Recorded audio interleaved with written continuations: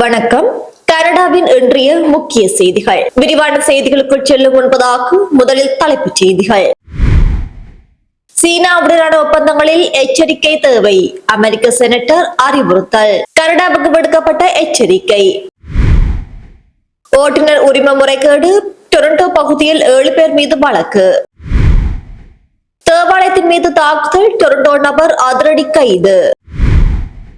London அருகே பலத்த சூறாவளி, ஏற்பட்ட பாரிய சேதம். ஒன்டாரியோவில் பள்ளி மாணவியை கடத்த முயற்சி. கட்டுக்கடங்காத காட்டுத்தீ, 30 வீடுகள் காலி, அல்பர்டாவில் பரபரப்பு. ஒன்டாரியோவில் ஹண்டா வைரஸ், பீர் பிராந்தியத்தில் தனிமைப்படுத்தப்பட்ட 3வது நபர். ஈஸ்கூட்டரில் சென்ற சிறுவர் மீது கார் மோதி பாரிய விபத்து. இனி தொடர்பான விரிவான செய்திகள். வாஷிங்டன் மற்றும் பெய்ஜிங் இடையிலான உறவில் விரிசல் ஏற்பட்டுள்ள நிலையில் சீனாவுடனான எந்தவொரு ஒப்பந்தத்திலும் கனடா மிகுந்த எச்சரிக்கையுடன் செயல்பட வேண்டும் என்று அமெரிக்க செனட்டர் ஒருவர் அறிவுறுத்தியுள்ளார். இது கனடாவின் வெளியுறவு கொள்கை, வர்த்தகம் மற்றும் தேசிய பாதுகாப்பில் தாக்கத்தை ஏற்படுத்தக்கூடும் என அவர் குறிப்பிட்டுள்ளார். நட்பு நாடுகளின் கவலைகளை கருத்தில் கொண்டு சர்வதேச கூட்டாண்மைகளை சமநிலைப்படுத்துவது அவசியம் என்றும் அதிகாரிகள் சுட்டிக்காட்டியுள்ளனர். அல்பர்டா மாகாணத்தை கனடாவிலிருந்து பிரிப்பது தொடர்பான வாக்கெடுப்பின் காலம் நீதிமன்ற வழக்குகளால் தற்போது நிச்சயமற்ற நிலையில் இருப்பதாக மாகாண முதல்வர் டேனியல் ஸ்மித் தெரிவித்துள்ளார். இருப்பினும் கடந்த மார்ச் மாதம் அறிவிக்கப்பட்ட மற்ற 9 வாக்கெடுப்பு கேள்விகள் திட்டமிட்டபடி வருகின்ற அக்டோபர் மாதம் வாக்கெடுப்புக்கு விடப்படும் என்றும் அவர் உறுதிப்படுத்தியுள்ளார். கூட்டாட்சி அரசுடனான மோதல் மற்றும் குழாய் வழி திட்டங்கள் தொடர்பான விவாதங்களுக்கு மத்தியில் இந்த அறிவிப்பு வெளியாகியுள்ளது. ஓட்டோவா காவல்துறையைச் சேர்ந்த அதிகாரி ஒருவர் மீது குடும்ப வன்முறை தொடர்பான தாக்குதல் மற்றும் துன்புறுத்தல் குற்றச்சாட்டுகள் சுமத்தப்பட்டுள்ளன. இந்த சம்பவங்கள் தனிப்பட்ட உறவுகளுக்குள் நடந்ததாக கூறப்படுகிறது. தற்போது இந்த வழக்கு விசாரணையில் உள்ளதால் அந்த அதிகாரியின் பெயர் அல்லது கூடுதல் விவரங்களை காவல்துறை வெளியிடவில்லை. நீதிமன்றத்தில் இந்த குற்றச்சாட்டுகள் இதுவரை நிரூபிக்கப்படவில்லை என்பதும் குறிப்பிடத்தக்கது. பெரும் டொரண்டோ பகுதிகளில் ஓட்டுநர் தேர்வு செயல்முறைகளில் முறைகேடு மற்றும் லஞ்சம் பெற்றதாக ஒன்டாரியோ மாகாண காவல்துறை நடத்திய விசாரணையில் 7 பேர் மீது குற்றம் சாட்டப்பட்டுள்ளது. உரிமம் வழங்கும் முறையில் நடந்த ஒழுங்கற்ற செயல்பாடுகளை மையமாக வைத்து இந்த விசாரணை நடத்தப்பட்டது. குற்றம் சாட்டப்பட்டவர்களின் விவரங்கள் இன்னும் முழுமையாக வெளியிடப்படவில்லை.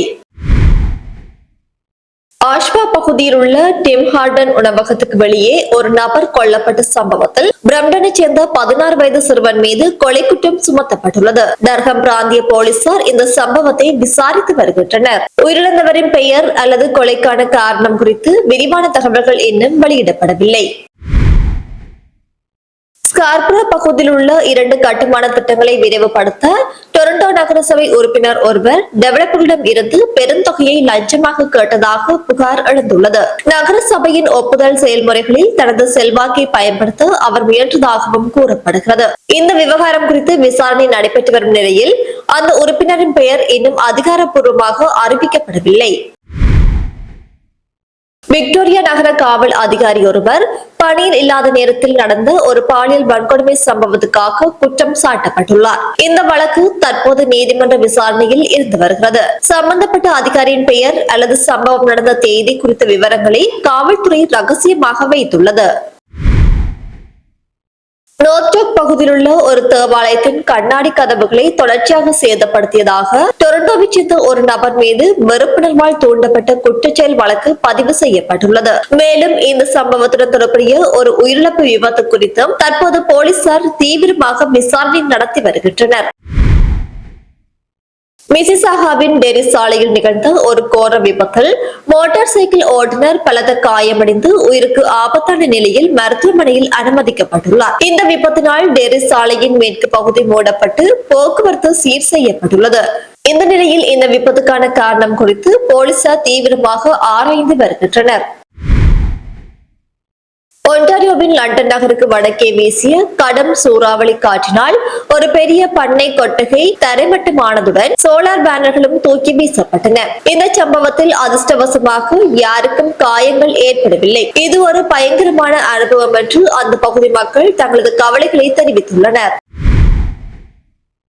விமானங்கள் ரத்து செய்யப்பட்ட பிறகு பயணிகளுக்கு இழப்பீடு வழங்குவதை தவிர்ப்பதற்காக வெஸ்ட்ஜெட் நிறுவனம் வேண்டுமென்றே விமானங்களை மாற்றியதாக குற்றச்சாட்டு எழுந்துள்ளது. தொழில்நுட்ப காரணங்களை காட்டி சட்டத்தின் ஓட்டைகளை அந்த நிறுவனம் பயன்படுத்துவதாக நுகர்வோர் நல ஆர்வலர்கள் புகார் தெரிவித்துள்ளனர். விமான நிறுவனங்களின் பொறுப்பு குரல் குறித்து வலுவான விதிகள் தேவை என்றும் தற்போது வலியுறுத்தப்பட்டு வருகிறது. செயற்கை நுண்ணறிவு அதாவது AI மூலம் உருவாக்கப்படும் ஆபாசமான டீப் ஃபேக் படங்களை உருவாக்குவது மற்றும் பகிர்வதை குற்றமாக்க புதிய சட்டம் முன்மொழியப்பட்டுள்ளது. அரை நிர்வாண படங்களையும் உள்ளடக்கிய இந்த சட்டம் தனிநபர் உரிமைகளை பாதுகாப்பதற்கும் டிஜிட்டல் முறைகேடுகளை தடுப்பதற்கும் கொண்டுவரப்படுவதாக கூறப்பட்டு வருகிறது. பண மோசடி உள்ளிட்ட நிதி குற்றங்களை தடுக்க மத்திய அரசு புதிய நிதி குற்ற தடுப்பு முகமையை உருவாக்க உள்ளது. பண மோசடி அதிகமாக நடைபெறும் பிரிட்டிஷ் கொலம்பியாவிலேயே இந்த முகமையின் தலைமையகத்தை அமைக்க வேண்டும் என்று அந்த மாகாணம் கோரிக்கை விடுத்துள்ளது. வடமேற்கு ஒன்டாரியோவில் லாங்லாங் பகுதியில் பள்ளி மாணவி ஒருவரை மர்ம நபர்கள் கடத்த முயன்ற சம்பவம் பெரும் அச்சத்தை ஏற்படுத்தியுள்ளது. மே மாதம் 6ஆம் தேதி காலை 8:45 மணியளவில் மிஸ்டாஃபே மேகனா மற்றும் பிக்னிக் பாயிண்ட் சாலை சந்திப்பில் இந்த சம்பவம் நிகழ்ந்துள்ளது. பிரெஞ்சு பள்ளிக்கு சென்று கொண்டிருந்த மாணவியை வெளிர் மஞ்சள் நிற காரில் வந்த இருவர் அணுகியுள்ளனர். காரில் இருந்து இறங்கிய ஒரு நபர் மாணவியின் கையை பிடித்து இழுத்து வலுக்கட்டாயமாக காருக்குள் தள்ள முயன்றுள்ளார். எனினும் மாணவி சாமர்த்தியமாக தப்பித்து பள்ளிக்கு சென்றுள்ளார். தற்போது இது குறித்து ஒன்டாரியோ மாகாண போலீசார் தீவிர விசாரணையை நடத்தி வருகின்றனர். தேடப்படும் முதல் நபர் 30 தொடக்கம் 40 வயதுடைய வெள்ளை இனத்தவர் என்றும் மெல்லிய வெளிர்முடி மற்றும் சிவப்பு வேலைப்பாடுகள் கொண்ட வெள்ளை ஜாக்கெட் அணிந்திருந்தார் என்றும் கூறப்படுகிறது. இரண்டாம் நபர் 30 தொடக்கம் 40 வயதுடைய உயரமான ஆப்பிரிக்க அமெரிக்கர் பூனைப்படம் போட்ட கருப்பு சட்டை மற்றும் பிரவுன் ஸ்வெட்டர் அணிந்திருந்தார் என்றும் கூறப்படுகிறது.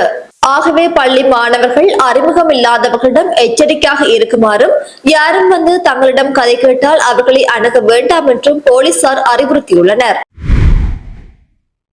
அல்பர்டாவின் வுட்லாண்ட்ஸ் கவுண்டி பகுதியில் காட்டு தீ கட்டுப்பாடின்றி எரிந்து வருவதால் அங்குள்ள குடியிருப்பாளர்கள் உடனடியாக வெளியேறுமாறு அவசர எச்சரிக்கை விடுக்கப்பட்டுள்ளது. மே மாதம் 11ஆம் தேதி திங்கட்கிழமை மாலை 5:10 மணிக்கு அல்பர்டா வைல்ட் ஃபயர் அமைப்பு இந்த அவசர நிலை அறிவிப்பை வெளியிட்டுள்ளது. ஹைவே 43க்கு தெற்கே மற்றும் ரேஞ்ச் ரோட் 114க்கு கிழக்கே அமைந்துள்ள வெஸ்ட்ரிச் உட்பிரிவு உள்ளிட்ட பகுதிகளில் வசிப்பவர்கள் வெளியேற வேண்டும் என்றும் தெரிவிக்கப்பட்டுள்ளது. இந்த பகுதியில் சுமார் 30 வீடுகள் உள்ளதாக வைட்கோட் மேயர் ட்ரே லிட்ஸ் தெரிவித்துள்ளார். வெளியேறுபவர்கள் தங்களின் செல்ல பிராணிகள், முக்கிய ஆவணங்கள் மற்றும் மருந்துகளை எடுத்துக்கொண்டு வைட்கோட்டில் உள்ள ஆளன் மற்றும் ஜேன் மெல்லர் வரவேற்பு மையத்தில் பதிவு செய்யுமாறு கேட்டுக் கொள்ளப்பட்டுள்ளனர். வைட்கோட் நகரத்துக்கு தற்போது வெளியேற்ற உத்தரவு இல்லை என்றாலும் மக்கள் தயார் நிலையில் இருக்குமாறும் அறிவுறுத்தப்பட்டுள்ளது. நகருக்கு 10 கிலோமீட்டர் கிழக்கே தீ எரிந்து வரும் நிலையில் நீர் விமானங்கள் மூலம் தீயை அணைக்கும் பணிகள் தீவிரமாக நடைபெற்று வருகின்றன. ஒன்டாரியோவின் பீல் பிராந்தியத்தில் ஹண்டா வைரஸ் காரணமாக 3வது நபர் ஒருவர் தனிமைப்படுத்தப்பட்டுள்ளதாக சுகாதார அமைச்சர் சில்வியா ஜோன்ஸ் உறுதிப்படுத்தியுள்ளார். ஏற்கனவே கிரேப்ரோஸ் பகுதியில் ஒரு தம்பதியினர் தனிமைப்படுத்தப்பட்டுள்ள நிலையில் தற்போது பீல் பகுதியில் ஒரு பயணி கண்காணிக்கப்பட்டு வருவதாக கூறப்பட்ட தகவல் பொதுமக்களை அச்சமடைய செய்துள்ளது. தனிமைப்படுத்தப்பட்ட மூவருக்கும் தற்போது வரை எந்தவித நோய் அறிகுறிகளும் இல்லை என்றாலும் அறிகுறிகள் இல்லாதவர்களுக்கும் பரிசோதனை முடிவுகள் துல்லியமாக இருக்காது என்பதால் அவர்கள் 45 நாட்கள் வரை கண்காணிக்கப்படுவார்கள் என அறிவிக்கப்பட்டுள்ளது. MV கொண்டியஸ் கப்பல் தொடர்பான இந்த வைரஸ் பாதிப்பில் இதுவரை 8 பேர் பாதிக்கப்பட்டுள்ளனர். அதில் 3 பேர் உயிரிழந்துள்ளனர். எலிகளின் கழிவுகள் மூலம் பரவும் இந்த வைரஸ் மனிதர்களுக்கிடையே எளிதில் பரவாது என்பதால் பொதுமக்களுக்கு ஆபத்து மிக குறைவு என்று அதிகாரிகள் தெரிவித்துள்ளனர்.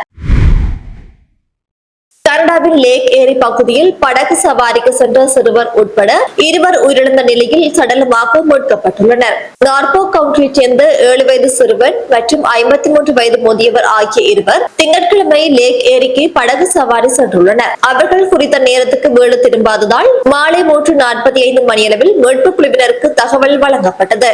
இதனைத் தொடர்ந்து செயின்ட் வில்லியம்ஸ் டவுன்லைன்ஸ் வீதி பகுதியில் தேடுதல் பணிகள் தொடங்கப்பட்டன. மீட்பு பணிகள் நடந்து கொண்டிருந்த போது கரையிலிருந்து சுமார் 2 கடல் மைல் தொலைவில் அந்த இருவரும் இருப்பதை அவ்வழியாக சென்ற ஒரு படகோட்டி கண்டறிந்துள்ளார். உடனடியாக கடலோர காவல் படையினர் அங்கு விரைந்து இருவரது உடல்களையும் மீட்டுள்ளனர். இந்த சம்பவம் குறித்து காவல்துறை தற்போது தீவிர விசாரணைகளை மேற்கொண்டு வருகின்றது. சாஸ்கட்வன் பாயிண்ட்ஸ்நோத் பகுதியில் உள்ள ஒரு விமான ஓடுதளம் அருகே கரடு தாக்கியதில் 25 வயது இளைஞர் ஒருவர் உயிரிழந்துள்ளார். கடந்த வெள்ளிக்கிழமை மாலை 6:30 மணியளவில் இந்த சம்பவம் குறித்து காவல்துறையினருக்கு தகவல் கிடைத்துள்ளது. சம்பவ இடத்திலேயே அந்த கரடி கொல்லப்பட்டு உடற்கூறு ஆய்வுக்காக சாஸ்கட்வனுக்கு கொண்டு செல்லப்பட்டுள்ளது. தற்போது கன்சர்வேஷன் ஆபீசர் சர்வீஸ் மற்றும் வனவிலங்கு தாக்குதல் மீட்பு குழுவினர் இது குறித்து தீவிர விசாரணை நடத்தி வருகின்றனர். பொதுமக்கள் கரடிகளை சந்தித்தால் கண்களை நேருக்கு நேர் பார்க்காமல் மெதுவான குரலில் பேசி விலகி செல்லுமாறு அறிவுறுத்தப்பட்டுள்ளனர். பிரம்டனில் திங்கட்கிழமை மாலை ஈஸ்ட் கோட்டரில் சென்ற சிறுவன் ஒருவன் எஸ்யூவி கார் மோதி விபத்துக்குள்ளானதில் காயமடைந்துள்ளார். கிளைட் சாலை மற்றும் டென்கோர் தெரு சந்திப்பில் இரவு 7:15 மணியளவில் இந்த விபத்து நிகழ்ந்துள்ளது. ஹோண்டா எஸ்யூவி ரக காரும் பைக்கில் சென்ற சிறுவனும் மோதிக்கொண்டதாக பீல் பிராந்திய போலீசார் தெரிவித்துள்ளனர். பலத்த காயமடைந்த சிறுவன் அதிர்ச்சி சிகிச்சை மையத்தில் அனுமதிக்கப்பட்டுள்ளார். தற்போது அவர் சீரான நிலையில் உள்ளதாக கூறப்படுகிறது. வாகன ஓட்டுநர் சம்பவ இடத்திலேயே தங்கி போலீசாருக்கு ஒத்துழைப்பு வழங்கி வருவதாகவும் கூறப்படுகிறது. இத்துடன் இன்றைய நாளுக்கான செய்திகள் முடிவடைகின்றன. மேலும் தொடர்ந்து செய்திகளை பெற்றுக் கொள்வதற்கு தமிழுடன் இணைந்திருங்கள். அது மட்டுமல்லாது தொடர்ந்தும் வாட்ஸ்அப் மூலம் செய்திகளை பெற்றுக் கொள்வதற்கும் வாட்ஸ்அப் குழுவில் இணைந்திருங்கள். வாட்ஸ்அப் குழுவில் இணைவதற்கான லிங்க் கீழே உள்ள டிஸ்கிரிப்ஷன் மற்றும் கமெண்ட் செக்ஷனில் இருக்கின்றது.